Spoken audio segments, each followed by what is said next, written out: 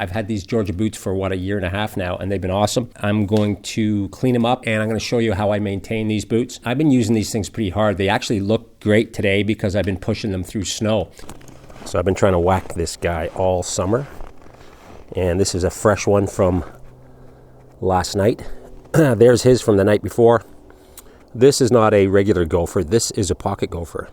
And what you do with these guys is you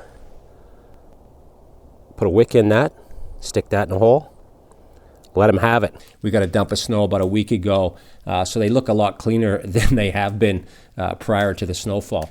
And I'm going to show you how to break in boots properly, a little bit of a secret here for some people. So I'm going to tell you that here, so stick with the video. So it definitely works better if you got a fire going, and just everything is better with a fire going. First, strip out the laces.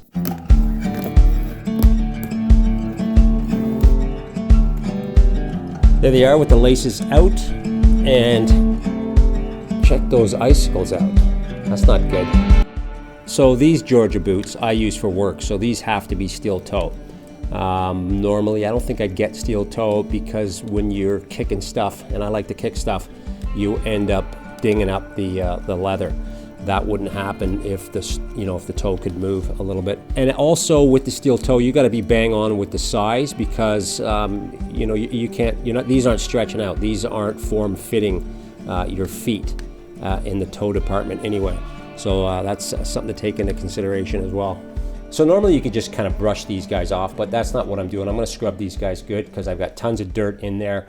It's been muddy, slogging through the slush and salt and crap. So I'm going to give these a scrub.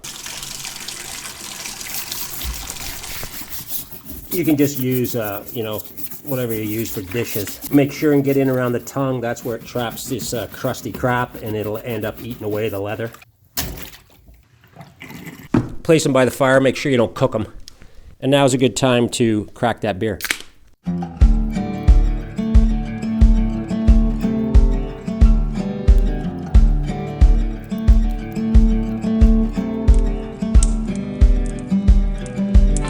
So this is the next morning. I got my coffee, meat, and fire going. Boots are dry, coffee's hot.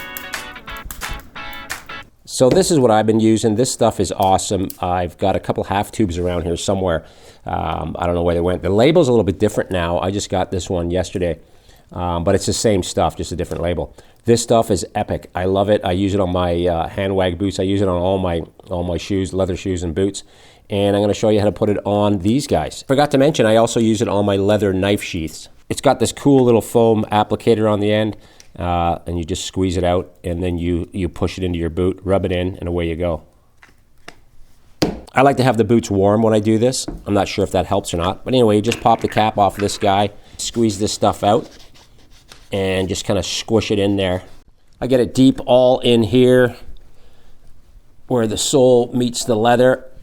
You don't want chunks. You want to make sure you just rub that stuff in. You don't want blobs of this stuff stuck in your boot. Just got to make sure it's rubbed in or rubbed off.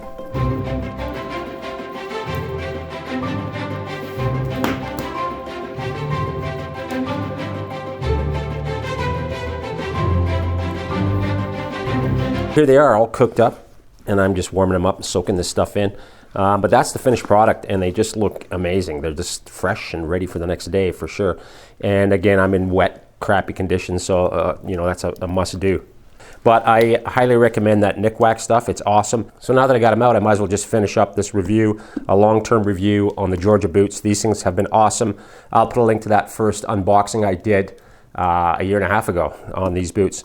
These guys didn't come, and I couldn't remember why I picked these over the ones with the Vibram soles, possibly because it was a different model, or I couldn't get the Vibram soles, weren't available or something.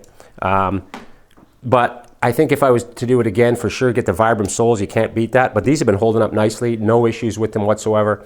And you can see the tread's still good after 1.5 years. And again, it depends what you're messing around on. Right now, I'm in a lot of concrete. So they're going to probably take a beating more than if you're in the dirt. But these, if I swap these out to Vibram, I can do that once these start wearing out, whenever they do, if they do. And I'll put Vibram soles on here. But as far as the leather and the construction, all the triple stitching has been just awesome. There's no weirdness to it. There's nothing undoing. I highly recommend these guys, and they're not crazy big dough either. I think these were a couple $100, $200-300. But yeah, recommended for sure. Oh yeah, I almost forgot. I'm going to let you know the best way of breaking in new work boots is, this is the only way in my opinion, get a job, you lizard, and wear them to work.